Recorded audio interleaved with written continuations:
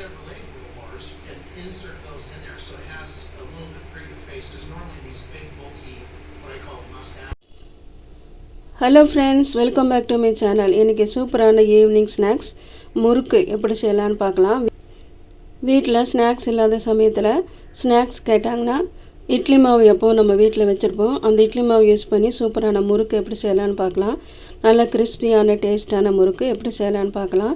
அதுக்கு ஒரு பவுல் நிறையா இட்லி மாவு எடுத்திருக்கேன். அதே பவுல் நிறையா உடச்ச கடலை எடுத்திருக்கேன். உடச்ச கடலை அரைக்கணும். அரைச்சோம்னா நமக்கு இந்த ஃபுல்லாக இந்த பவுல் நிறையா வந்துடும்.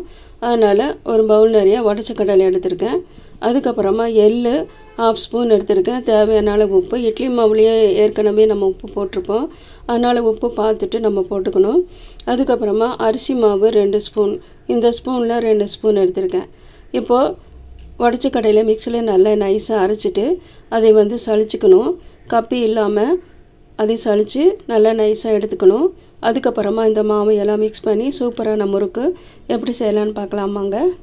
இப்போது அடுத்ததாக உடச்ச கடையில் மிக்சியில் போட்டு நல்லா நைஸாக கிரைண்ட் பண்ணி எடுத்துக்கலாம். நைஸாக கிரைண்ட் பண்ணி எடுத்துகிட்டு வந்துட்டேன். இதைய கப்பி இல்லாமல் இதில் எதுவுமே நம்ம முறுக்கு பிழியும் போது எதுவுமே அடைச்சிக்கூடாது. அதனால் நல்லா சல்லடையில் வச்சு நல்லா சளிச்சிக்கணும். நான் ஒரு சின்ன வடிகட்டி வச்சு தான் நான் அதை சளிச்சிக்கிட்டேன். சளிச்சு எடுத்தாச்சு. அதுக்கப்புறமா இட்லி மாவு அதையே இந்த பொட்டுக்கடலை மாவோட உடச்ச கடலை மாவோட போட்டுக்கலாம். அதுக்கப்புறமா எள்ளு உப்பு சேர்த்துக்கலாம். அதுக்கப்புறமா 2 ஸ்பூன் அரிசி மாவு சேர்த்துக்கலாம்.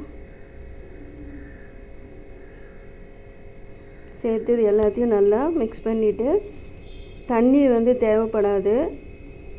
இட்லி மாவுலேயே தண்ணி இருக்குது. இப்போ நான் பிசைஞ்சிக்கிட்டேன். கொஞ்சம் கட்டியாக இருந்துச்சு. அதனால் ஒரு 2 ஸ்பூன் தண்ணி ஊற்றி முறுக்கு பிழிகிற பதத்துக்கு நான் பிசைஞ்சு எடுத்துக்கிட்டேன். அதே மாதிரி உங்களுக்கு எவ்வளோ தண்ணி தேவைப்படுதோ அவ்வளவு நீங்கள் தண்ணி ஊற்றி இந்த மாவை நீங்கள் ரெடி பண்ணிக்கலாம். இப்போது இந்த ஸ்டார் வச்சு ஒரே ஒரு ஸ்டார் வச்சு இருக்கிறத எடுத்திருக்கேன். இப்போது முறுக்கு அச்சில் ஆளாக்கில் மாவு போட்டாச்சு. மாவு போட்டு ஃபில் பண்ணியாச்சு. அதுக்கப்புறமா கரண்டி பிழியறதுக்கு கரண்டி எடுத்திருக்கேன். அதில் தான் பிழிஞ்சு வச்சுருக்கேன் பாருங்கள். ஸ்டார் வச்சு இல்லாமல் அந்த 3 ஹோல் இருக்கும் பாருங்கள், அதில் கூட பிழிஞ்சிக்கலாம். இப்போ பிழிஞ்சாச்சு. ஸ்டவ் கட்டி வச்சு கடாய் வச்சு எண்ணெய் ஹீட் பண்ணியிருந்தேன். எண்ணெயும் ஹீட் ஆகிடுச்சு. இப்போது எண்ணெயில் போட்டு பொரித்து எடுத்துடலாம். இந்த முறுக்கு சீக்கிரமாகவே நம்ம செஞ்சிடலாம். நல்லா கிறிஸ்பியாக டிஃப்ரெண்ட்டான டேஸ்ட்டில் சூப்பராக இருக்கும். இது சீக்கிரமாகவே வெந்துடும். பாருங்கள், வெந்துடுச்சு. ஒரு கத்தியோ ஸ்பூனை வச்சு இதை திருப்பி விட்டுடலாம். நல்லா அது முறுக்கு நல்லா ஃப்ரை ஆகணும். ஃப்ரை ஆனதும் நம்ம எடுத்துடலாம். இந்த சத்தமெல்லாம் அடங்கினதுக்கப்புறமா இதை எடுத்துடலாம். சூப்பராக முறுக்கு ரெடி ஆகிடுச்சு பாருங்கள். இந்த முறுக்கு மெல்லிசாக வேணும்னா அந்த முறுக்கு 3 ஹோல் இருக்கும் பாருங்கள், அதில் போட்டு நீங்கள் பிழிஞ்சிக்கலாம்.